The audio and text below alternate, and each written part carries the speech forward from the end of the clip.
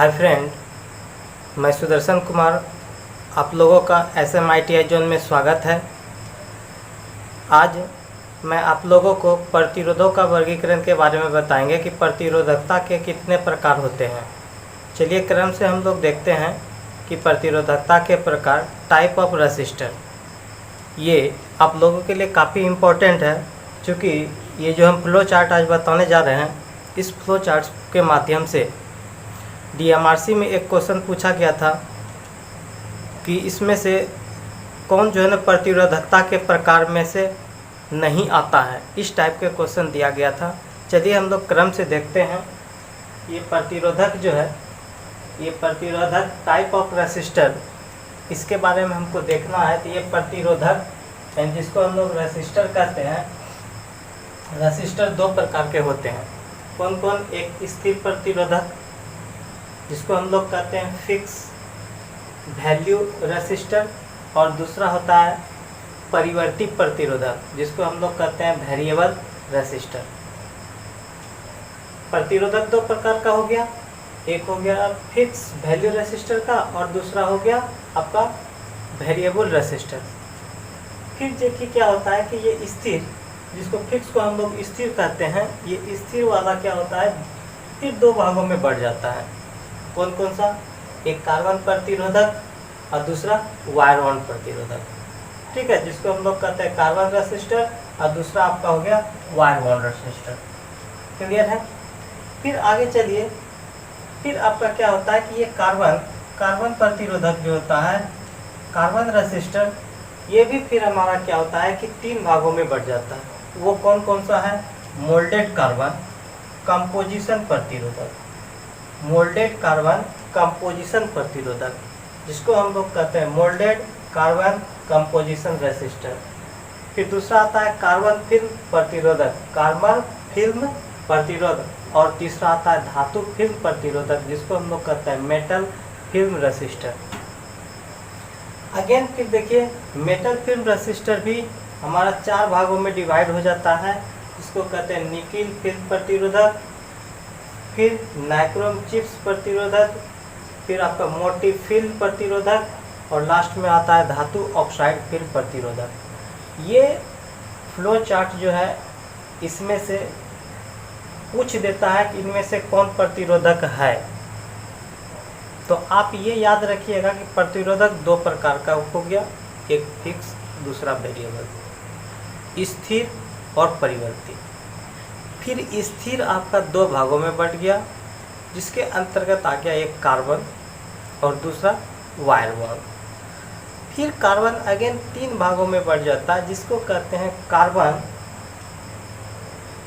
Moulded carbon composition प्रतिरोधक, यानी moulded हो गया, मोल्डेड कार्बन कंपोजिशन प्रतिरोधक। उसके बाद कार्बन के साथ फिल्म लगाया, आप याद कर लीजिए। देखिए, मोल्डेड कार्बन कंपोजिशन, फिर कार्बन फिल्म, फिर धातु फिल्म प्रतिरोधक, ये हो गया। फिर धातु फिल्म प्रतिरोधक आपका फिर चार भागों में बढ़ गया। कौन? एक निकेल फिल्म, फिर नाइक्रोम चिप्स, फिर मोटी फिल्म प्रतिरोधक और धातु ऑक्साइड फिल्म प्रतिरोधक।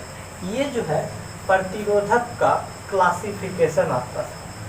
क्लियर? जो कि ये सब काफ़ी इम्पोर्टेंट है आपका। ये वायर बॉन्ड वाला, इससे भी अक्सर क्वेश्चन पूछता है। फिर आप ये देखिए, ये मोल्डेड कार्बन कंपोजिशन, फिर कार्बन फिल्म प्रतिरोधक। ये पूछता है कि मोल्डेड कार्बन कंपोजिशन प्रतिरोधक का हम उपयोग कहाँ करते हैं। ये भी हम चर्चा करेंगे कि मोल्डेड कार्बन कंपोजिशन प्रतिरोध का हम लोग उपयोग जो करते हैं वो जनरली लो वोल्टेज में करते हैं। ठीक है।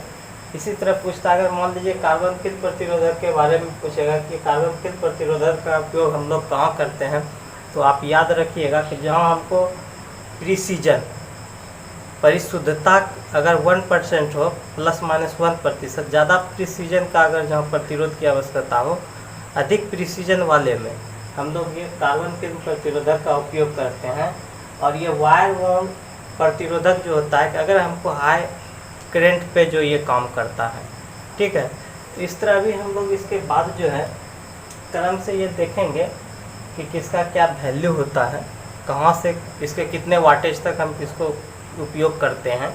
इसको क्रम से चलिए हम लोग देखते हैं। संभवतः ये फ्लो चार्ट आपको समझ में आ गया कि ये प्रतिरोधक है, प्रतिरोधक को कितने भागों में बांटें, फिर उसके अंतर्गत कौन आता है। फिक्स था तो फिक्स के अंतर्गत 2 आया, कार्बन और वायर आया, वायर बॉन्ड। फिर अब कार्बन के अंतर्गत आपका 3 आ गया, मोल्डेड कार्बन कंपोजिशन आया था। फिर उस फिल्म आया, कार्बन फिल्म, फिर मेटल फिल्म, फिर मेटल फिल्म जो है ना फिर 4 भागों में डिवाइड हो गया। इस तरह आपको ये सिर्फ याद रखना है कि इस टाइप को, मेनली इसका टाइप इम्पोर्टेंट है, नाम याद रखना है। आगे हम लोग इसके बाद देख रहे हैं कि आगे जो है क्रम से देखेंगे इसका विस्तृत जानकारी। ठीक है, चलिए हम लोग देखते हैं। अभी इसका क्लासिफिकेशन अभी देख चुके थे। इसी में एक मोल्डेड कार्बन कंपोजिशन प्रतिरोधक है जिसको हम लोग कहते हैं मोल्डेड कार्बन कंपोजिशन रेसिस्टर। अभी तो हमने क्लासिफिकेशन देखा। अब क्लासिफिकेशन देखने के बाद हमको ये देखना है कि इसका कंस्ट्रक्शन कैसा होता है। यानी ये जो फिगर है ये आपके एग्जाम में ये फिगर दे देता है। फिगर दे दिया, फिगर देने के बाद आपको पूछा जाएगा कि ये फिगर आखिर किस चीज़ का है, कौन सा ये प्रतिरोधक है। तो इसलिए हमने आप फिगर बना दिया आपको कि ये देख लीजिए, यही कार्बन मोल्डेड कार्बन कंपोजिशन प्रतिरोधक का क्या है, फिगर है। अब फिगर है तो आप देखिए ये मोल्डेड कार्बन है। कार्बन इसमें मुख्य जो इसमें अवयव होगा, इसके लिए कंपाउंड जो होगा, जो मुख्य सब्सटेंस इसके लिए होगा तो वो कार्बन होगा। चूँकि मोल्डेड कार्बन है, कार्बन कंपोजिशन से ही इस बना होगा। जाहिर सी बात है कि ये यहाँ पे देखिए, इधर जो एक कॉर्नर पे देख रहे हैं ये लीड है और इस लीड को हम लोग कॉपर का लीड बनाते हैं। लीड जो लेते हैं ये कार्बन का लेते हैं, सॉरी कॉपर का लीड लेते हैं। ये कार्बन कंपोजिशन से देख रहे हैं, ये जो कार्बन कंपोजिशन है, ये जो आप देख रहे हैं, जो ये कार्बन कंपोजिशन छोटे छोटे कणों को लेकर के बनाया जाता है, ये कार्बन कंपोजिशन। फिर आप देखिए इसके बीच में जो देख रहा है ये रेड कलर का जो आपको दिखाई दे रहा है, ये सेपरेटिंग सब्सटेंस है।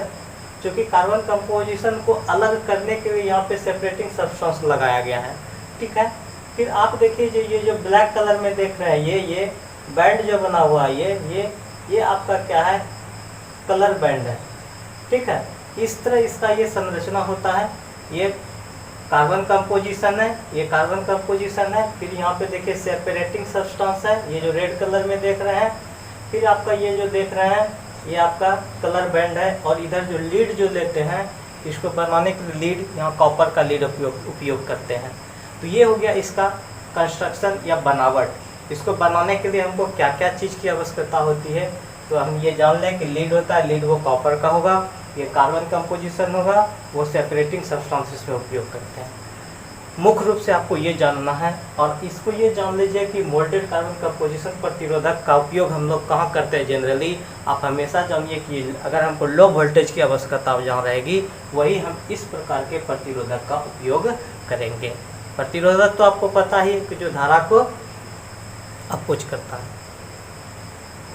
तो जहाँ हमको लो वोल्टेज की आवश्यकता होगी, इस प्रकार के प्रतिरोधक का हम यूज करते हैं। आपको मुख्य रूप से ये याद रखना है, फिगर आपको दे दिया जाएगा आपके एग्जाम में, और पूछा जाएगा आपसे कि ये किस प्रकार का प्रतिरोधक है। तो आप फिगर देख करके याद कर लीजिए कि ये मोल्डेड कार्बन कंपोजिशन प्रतिरोधक। समझ में आ गया।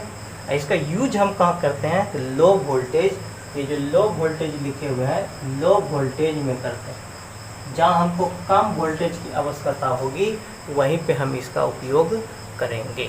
अब एक नेक्स्ट इम्पॉर्टेंट और भी हम प्रतिरोधकता को लिए हुए हैं, तो ये काफ़ी महत्वपूर्ण है। ये हर एग्जाम के लिए बहुत VVI, ठीक है, ये मेट्रो एग्जाम में पूछा गया था। अब चलिए हम लोग चलते हैं carbon film resistor. Carbon film resistor का देखिए, पहले तो आप इसका देख लीजिए फिगर कैसा होता है, क्योंकि आपके लेवल में फिगर भी बहुत बड़ा इम्पोर्टेंस रखता है। अक्सर फिगर दे देता है और पूछ देगा ये कौन सा रेसिस्टर है, तो आप इस फिगर को भी समझिए। यहाँ पे फिगर देखिए कैसा है, देखिए ये कार्बन का कैसा था, ये मोल्डेड कार्बन का कैसा था, ये देखिए कार्बन फिल्म का कैसा है। आप देखिए जो लीड है, लीड यहाँ भी वही प्रयोग करते हैं जो हम मोल्डेड में किए थे, यहाँ भी हम कॉपर का ही लीड प्रयोग करते हैं। यहाँ भी लीड लेते हैं कॉपर का। ये इंड कैप है, इधर वाला कैप और ये कैप देख रहे हैं, ये इंड कैप, और इसी के बीच में ग्रूव कार्बन फिल्म है, ये ग्रूव्ड लगा हुआ है, ग्रूव्ड, ये कार्बन फिल्म का ग्रूव्ड देख रहे हैं ना, ये है। और यहाँ पे क्या होता है, ये जो लेते हैं, ये जो देख रहे हैं, ये कोर है, इसका नाम हमने कोर दिया है, यहाँ ये कोर है इसका नाम। तो ये कोर जो लेते हैं, ये सिरामिक्स कोर लेते हैं। याद रखना है आपका, कभी कभी पूछता है ये जो है ना कार्बन फिलामेंट रेसिस्टर का कोर किस चीज़ का बना होता है, तो आप ये याद रखिएगा, ये सिरामिक्स का बना होता है। ये काफ़ी इम्पोर्टेंट है कि ये कार्बन फिल्म रेसिस्टर का कोर सिरामिक्स का बना होगा। अब रही बात इसका नाम, और दूसरे नामों से क्या जानते हैं, इसका दूसरे नामों से हम जानते हैं प्रीसीजन टाइप रेसिस्टर, प्रीसीजन, इसके दूसरे नाम में जानते हैं प्रीसीजन टाइप रेसिस्टर, अनदर नाम है। साथ ही साथ इसका जो हम उपयोग करते हैं, प्रीसीजन का अर्थ होता है परिशुद्धता, परिशुद्धता वाली, यानी कि ये कार्बन फिल्म रेसिस्टर जो है ना, प्लस माइनस अगर 1% परिशुद्ध है कोई भी, तो हम वही प्रयोग करते हैं। यानी इसका उपयोग हम लोग कहाँ करते हैं, प्लस माइनस 1% वाले शुद्ध में करते हैं, ठीक है।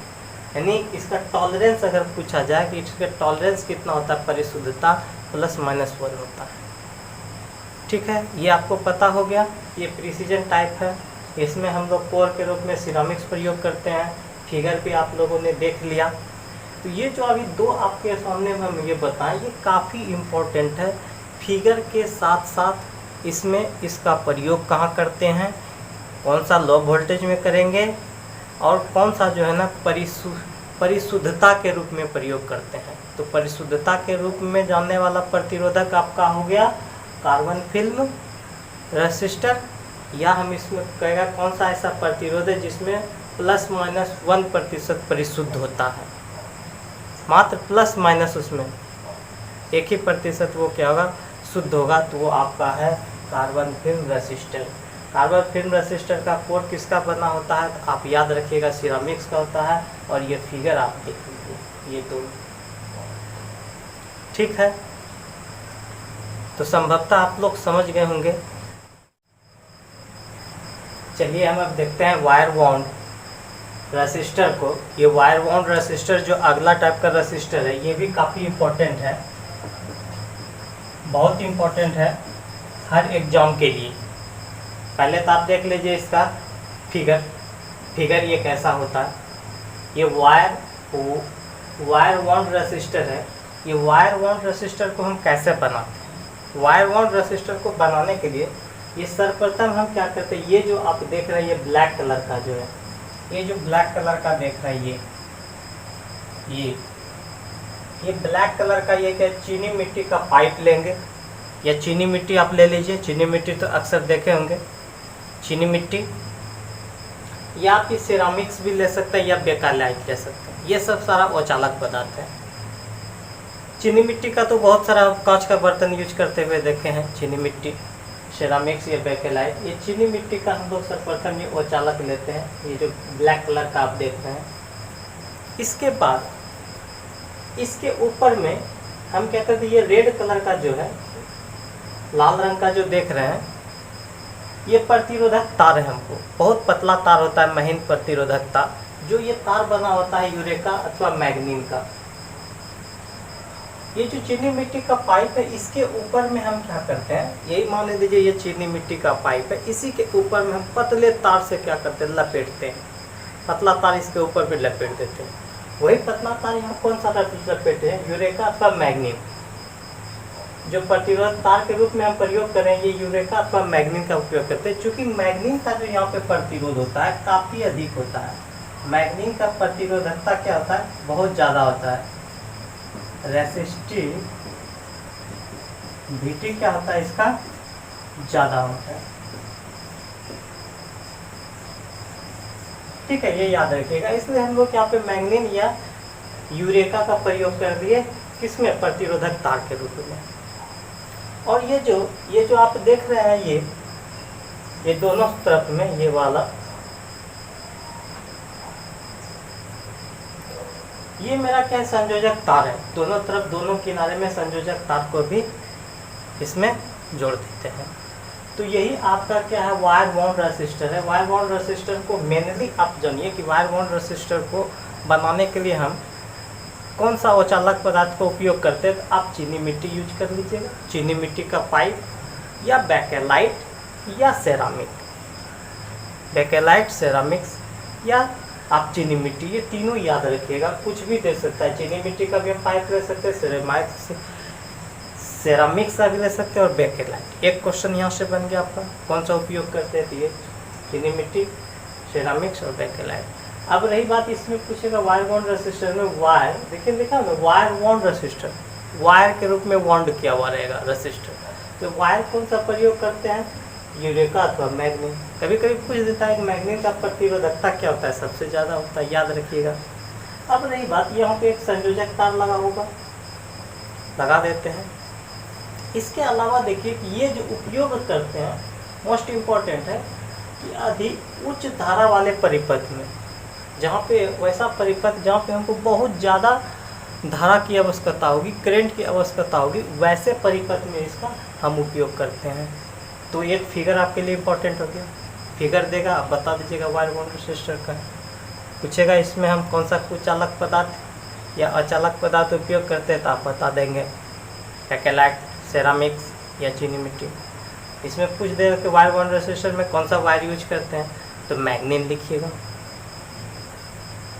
यूरेका भी करते हैं।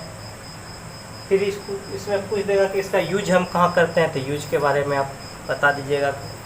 जहाँ पे हमको हाई करंट अगर लेना हो तो वैसे परिपथ में हम इसका इस प्रकार के प्रतिरोधक का उपयोग करते हैं।